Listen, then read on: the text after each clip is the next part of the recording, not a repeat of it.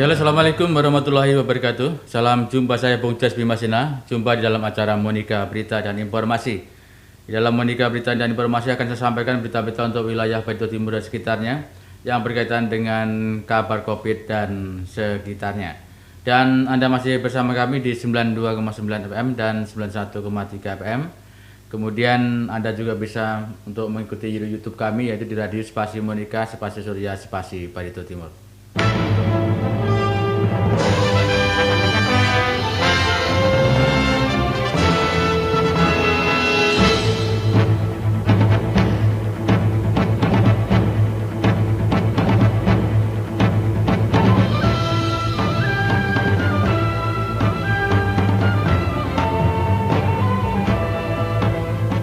Berkaitan dengan COVID-19 yang saat ini melanda Baitul Timur, yaitu informasi COVID-19 Kabupaten Baitul Timur pada hari Rabu tanggal 26 Agustus 2020 jam 12 siang waktu Indonesia bagian Barat. Kasus konfirmasi 81 orang, dalam perawatan 18 orang, kemudian sembuh 62 orang, meninggal 1 orang, probable 1 orang, dan suspeknya 19 orang. Data terbaru telah diperbarui, tidak ada perubahan dari data kemarin, khususnya untuk kasus konfirmasi secara kumulatif sebanyak 81 orang. Dalam perawatan 18 orang, sembuh 62 orang, probable 1 orang, dan juga suspek 19 orang. Dipastikan 1 orang dari Kabupaten Baitul Timur telah meninggal dunia karena COVID-19.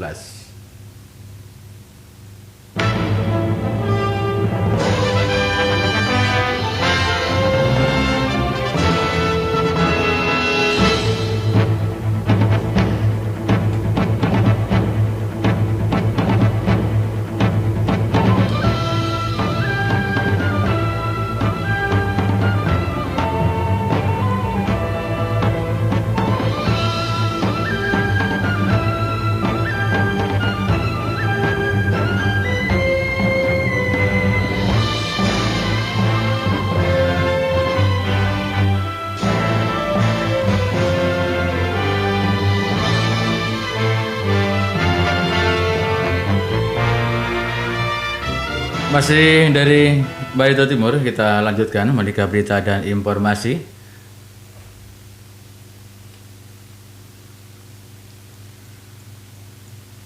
Diduga tidak memiliki izin batu bara, PT ABC di stockpile CB sempat dipasang garis polisi. Diduga belum memiliki izin stockpile CP Anugerah Cahaya Bartim atau ACB yang berada di Desa Petang Nalong, Kecamatan Petangkap Tutui, Kabupaten Baitul Timur, memiliki maksudnya milik PT Al Jabri Buana Citra atau ABC Baitul Timur, salah satu perusahaan yang bergerak di bidang pertambangan komoditas batu bara, sempat pasang garis polisi atau polisi online, maksudnya polisi lain oleh Satreskrim Polres Baitul Timur pada hari Senin tanggal 24 Agustus 2020 kemarin. Saat dikonfirmasi media, Kapolres Baitul Timur AKBP Hafid S. Herlambang SIK MH melalui Kasareskrim Ibtu Eki Widi Prawira SIK membenarkan perihal pasangan garis polis atau polis line di salah satu stockpile batu bara di kawasan Petangkap Tutui. Benar, kami telah memasang garis polisi di tumpukan batu bara. Pasalnya saat dimintai keterangan, penjaga alat muat dan penjaga batu bara berupa surat keterangan barang atau SKB dan legalitas lainnya termasuk izin kerja sama dengan pemilik stockpile tidak bisa menunjukkannya. Sehingga kita melakukan pemasangan garis polis atau polis lain guna penyelidikan apakah ada unsur tindakan pidana. Dari hasil pemasangan garis polis lain tersebut, pihaknya langsung bergerak cepat guna mencari siapa pemilik batu bara tersebut. Namun dari hasil penyelidikan dan berdasarkan petunjuk keterangan dan bukti surat batu bara yang berjumlah 8 rit di stockpile CP Anugerah Cahaya Bartim atau ACB dari IUP OP atau PT Al Jabari Buana Citra ABC. Berdasarkan hasil pemeriksaan kata Eki, perizinan stockpile maupun legalitas PT ABC tersebut semuanya lengkap dan dapat disimpulkan batubara yang sempat kita pasang garis polis itu, kata Eki, berasal dari YUP OP PT ABC. Kemudian PT ABC memiliki perizinan lengkap dan masih berlaku. Selanjutnya stockpile ACB memiliki izin yang lengkap. Setelah dilakukan penelitian dan dari hasil penyelidikan tidak ditemukan adanya perbuatan melawan hukum, baik PT ABC selaku pemegang YUP OP maupun CPACB selaku pemilik stockpile, karena antara kedua PT tersebut telah memiliki kesepakatan dalam menggunakan stockpile sehingga terhitung Selasa 25 Agustus 2020 police line dibuka dan perusahaan tersebut bisa kembali beraktivitas di wilayah tersebut.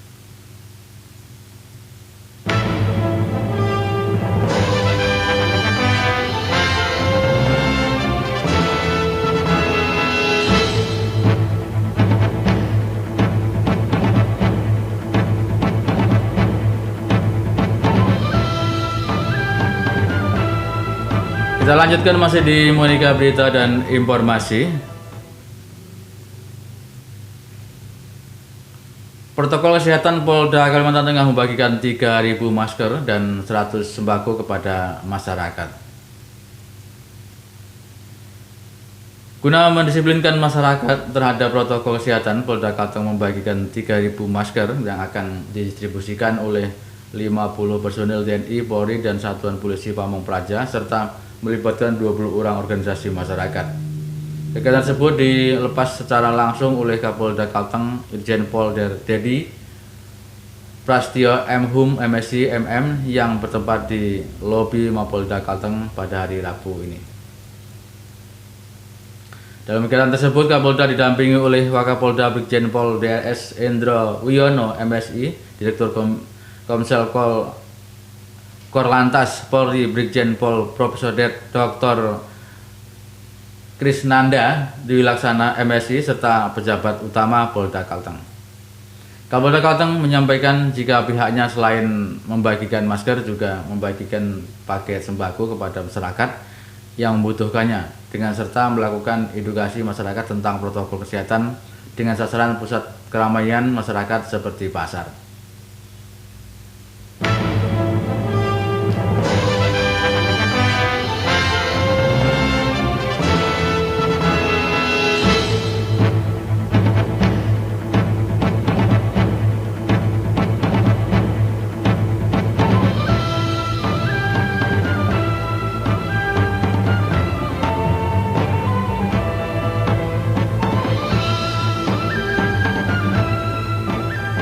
Hingga saat ini Anda masih bersama kami di gelombang sains Anda, Monika Surya Barita FM, dan dalam rangka menjelang pemilu serentak, Polda Kalimantan Tengah menggelar Lat Praspos Mantap Praja Telabang 2020. Polda Kalimantan Tengah siap mengamankan pesta demokrasi serentak tahun 2020 di wilayah Kalimantan Tengah. Polda Kalimantan Tengah menggelar latihan praoperasi kepolisian atau kewilayahan mantap Praja Telabang tahun 2020. Kegiatan tersebut dibuka secara langsung secara virtual melalui aplikasi Zoom oleh Kapolda Kalteng Irjen Pol Dr.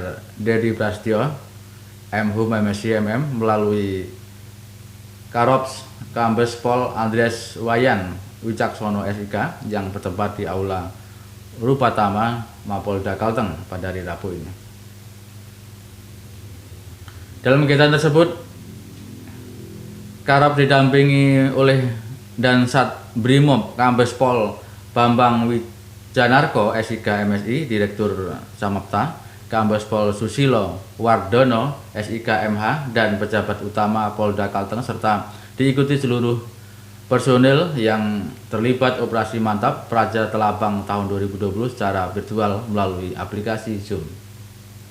Dalam kesempatan tersebut, Karops menyampaikan kepada seluruh personil yang terlibat agar selalu mengutamakan protokol kesehatan dalam pelaksanaan tugas selama pandemi COVID-19 serta mengikuti kegiatan dengan seksama.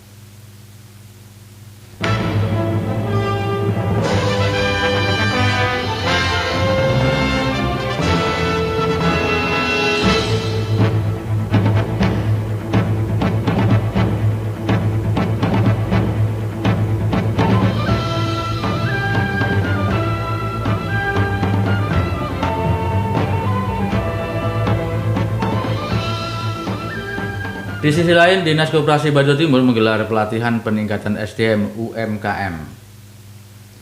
Dinas Koperasi UKM dan Perindustrian Kabupaten Batu Timur menggelar pelatihan peningkatan kapasitas sumber daya manusia atau SDM bagi usaha mikro kecil dan menengah atau UMKM dalam menyiapkan pandemi COVID-19.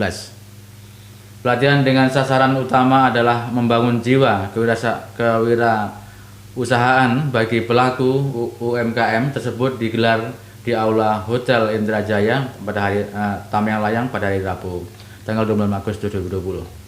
Saat membuka kegiatan tersebut, Kepala Dinas Koperasi UKM dan Perindustrian Batu Timur, Ina Karuniani, Gandrung menyampaikan ucapan terima kasih kepada panitia yang telah bekerja keras dalam mewujudkan pelatihan tersebut. Hingga saat ini Anda masih bersama kami di gelombang saring Anda, dan untuk rekan-rekan yang belum bisa gabung silahkan untuk klik di YouTube kami di Radio Spasi Monika Spasi Surya Spasi Batu Timur.